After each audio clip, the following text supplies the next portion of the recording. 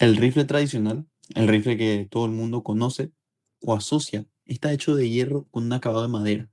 Podría matar a un hombre con un solo disparo, con un retroceso similar a la patada de un caballo. El Mauser, el M1 Garand, la Thompson, armas que fueron o son muy comunes en el Paraguay. Incluso algunos muy viejos modelos del FAL, o quizás hayas visto incluso una UCI con una culata de madera. Hay un arma que, sin embargo, es diferente, el M16. Aunque hoy estamos acostumbrados, es un arma que se atrevió a romper la tradición para llevarnos a la guerra moderna. Lo que inicialmente fue polémico, se las arregló para quitar su mala reputación y convertirse en un estándar. En Paraguay, aunque realmente no es el modelo original, sino una copia taiwanesa conocida como el TK-65K2. Es la preferida por las Fuerzas Armadas e incluso por las fuerzas del narcotráfico. Para ser el nuevo estándar, este rifle tan revolucionario tuvo que pasar por un proceso largo de cambios y evoluciones. ¿Por qué Estados Unidos abandonó su tradición del calibre .30 o como lo conocemos a día de hoy, el 7.62? ¿Qué problemas enfrentó esta nueva plataforma y cómo se convirtió en el arma que conocemos a día de hoy? Veamos un poco de su historia. Como casi todo lo relacionado a la guerra moderna, la Segunda Guerra Mundial, es donde tenemos que ir y ahí es donde cambió todo. Las tácticas tradicionales eran anticuadas. El combate se hacía más rápido y a quemarropa. Esto significaba que las batallas ya no se podían ganar con puntería. En vez de eso, la victoria se correlacionaba con el volumen de fuego. En Alemania, el MP-40. En la Unión Soviética, el PPCH. Estados Unidos, la Thompson. Eran las armas favoritas de las tropas por esta característica de fuego automático. Por eso, Armalite, una empresa que se fundó en 1954 como una división de Fairchild Aircraft, se dio la tarea de crear un arma que cumpla con lo aprendido en ese conflicto. Ahí fue donde el diseño fue dirigido por Eugene Stoner. En respuesta a Estados Unidos y su necesidad de un rifle nuevo, se desarrolló el AR-10, permitiendo un uso cuantioso de materiales para el diseño de un rifle ligero automático. Su acabado de fibra de vidrio aligerada y receptor de aluminio lo hicieron una plataforma totalmente moderna en aquel entonces. Se mantuvo el cartucho .308 Winchester de diseños más tradicionales, pero a pesar del excelente control de retroceso, el poderoso cartucho no era el adecuado para un fuego sostenido de forma automática, de un arma tan ligera. La necesidad, entonces, de un cartucho más pequeño se hizo más que clara. La munición NATO 556, que a día de hoy se asocia con el poder de Estados Unidos, en ese entonces apenas estaba en una etapa en la que surgió de una anticipada oferta comercial de Remington, con una carga de polvorín mayor para lograr la mínima velocidad y penetración requeridas. Una de sus ventajas es que permite al soldado llevar el doble de munición con el mismo peso, y a pesar de tener un proyectil más pequeño, los terminales balísticos presionan debido a su apertura y fragmentación al impactar contra el enemigo. El AR-10 de Armalite se adaptó para usar este cargador más pequeño y el rifle resultante se bautizó como el AR-15.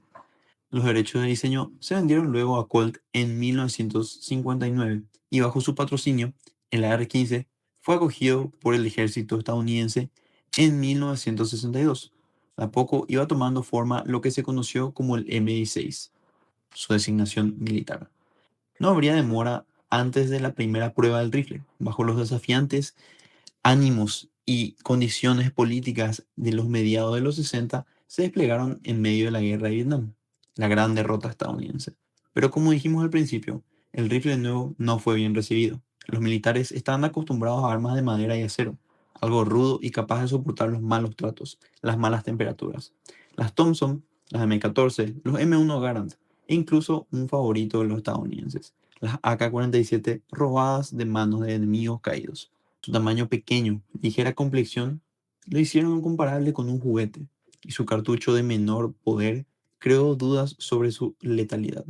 Aún así, un defecto fatal e imperdonable acabó rápidamente con la fiabilidad del rifle en el campo de batalla. El cambio en el tipo de polvorín alteró radicalmente la curva de presión de la munición, con mayores aumentos del ritmo cíclico, creando fallas en su extracción. Los primeros rifles fabricados también carecían de un cañón con línea de cromo y combinado con los desafiantes ambientes a los que estaba expuesto en la jungla de Vietnam, y un pobre mantenimiento debido a la creencia de que el arma se limpiaba solo, rápidamente el M16 original se ganó una muy mala reputación. Sus fallas se desplegaron, con un 80% de soldados reportando atascos y los efectos potenciales eran letales. Una crisis que nadie necesitaba en el peor momento. Así fue como cuando la oposición a la guerra en Estados Unidos llegó a su apogeo. No es sorprenderse que entonces se tomaron acciones inmediatas. El mejorado M16A1 se introdujo en 1967, resolviendo la mayoría de problemas y ayudando a una rápida recuperación de confianza del arma. Para 1968, el rifle era muy querido por aquellos que lo usaban, y a pesar de su inicio tan tambaleante y muy pocos le guardaban algún tipo de rencor a la plataforma. Al día de hoy es bastante querida, ligero y fácil de manejar. Además es preciso, con una munición que perfora más allá de lo que pesa. El M16 estableció un estándar para rifles militares modernos y como resultado es fácil olvidar lo tan revolucionario que fue durante su introducción. Fue principalmente un producto de la era espacial, materiales de alta ingeniería, una extravagante apariencia de ciencia ficción y un exterior negro limpio. Creó una moda para los rifles militares que le siguieron. Ya no hay lugar a día de hoy para culatas de madera, para aquellos que quieren verse como la élite de la guerra moderna. Y así fue como más pronto que tarde empezaron a llegar a Paraguay. Ambas fuerzas, la policía y los militares, empezaron a adoptarlo. De a poco el ejército empezó a dejar de lado sus confiables M1 Garand y todas aquellas armas de la Segunda Guerra Mundial. El M16 llegó en tiempo similar al FAL o al cada uno sirviendo un rol diferente. Es sabido que el G3 y el FAL, a diferencia del M16, usan el calibre 7.62 más caro y más pesado. Pero como siempre, siguiendo las tendencias, Paraguay, y en mi opinión de forma muy sabia, decidió quedarse mejor con el 5.56, más ligero y más barato. Al final, las guerras van más allá de las tácticas militares, sino que como todo en la vida, es la plata. Así es como empezó a ser más popular el uso del M16 que el FAL o el G3, simplemente por una cuestión de abaratar costos, tomando más terreno y ganando más popularidad. Ya es luego difícil vivir si no tenemos los sueldos de senadores y concejales. En fin, hasta ahí un poco de mi crítica me desvió del tema. Aunque ya sabemos sobre el arma base, en Paraguay, si nos ponemos más técnicos, lo que se usa no es el M16 ni el M16A1 o ni sus variantes. Bueno, ahora va a salir un listo en los comentarios a decirme que de hecho sí se usan, pero lo que estoy diciendo, así como dije en el video anterior del AK-47 que no se usa, me refiero a que no se usa de forma masiva o de forma estándar. En Paraguay tenemos un gran problema que ya he hablado en varios videos, que es que las fuerzas de infantería tenemos una gran mixtura entre pocas de esas plataformas de M16 originales dispersas entre unidades diferentes, compartiendo espacio con otras plataformas como lo son la G3, el FAL. Ahora mismo tenemos un arma checa similar al AK-47 que usa un calibre civil y el UTAS 223, un arma turca con un calibre civil nuevamente. Ojalá más adelante logremos deshacernos de todos estos arsenales viejos o dejarlos para la reserva y que las Fuerzas Armadas regulares utilicen a través de las tres fuerzas, Ejército, Armada y Fuerza Aérea, un solo tipo de fusil con un solo tipo de munición, porque si no será un desastre logístico para cualquier tipo de eventualidad. Si viendo un M16 con la culata y el guardamanos con un verde tenue, o al escuchar el orden cerrado de los militares se escucha como un sonajero, estamos hablando de la copia taiwanesa del M16, nuestro rifle más abundante en el Paraguay y el icono de nuestras Fuerzas Armadas. El T-65 fue diseñado en el arsenal estatal de Taiwán para reemplazar a los obsoletos M14 de 7,62 milímetros. Los informes sobre el fusil T-65 original sugerían que tenía un mal desempeño, pero más tarde, así como el M16 original, fue mejorando y pasó a ser el T-65K2. Más tarde fue diseñada una carabina, el T-86, que es similar a la carabina M4 estadounidense. Lo tienen, señores, esa es la historia de uno de los fusiles de asalto, rifles de asalto más importantes de la historia, el M16 con su homólogo, el AK-47 que cubrí en un video pasado.